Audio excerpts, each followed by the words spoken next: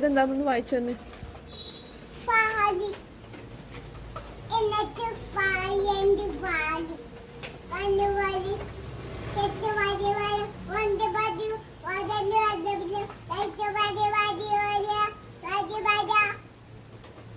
അതാണ് അതിന്റെ തേരിക.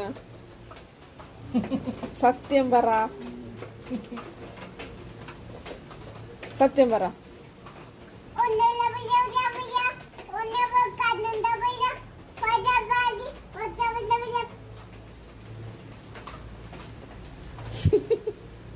അതാണ് അതിന്റെ തേരിക. എന്താണ് അതിന്റെ അർത്ഥം?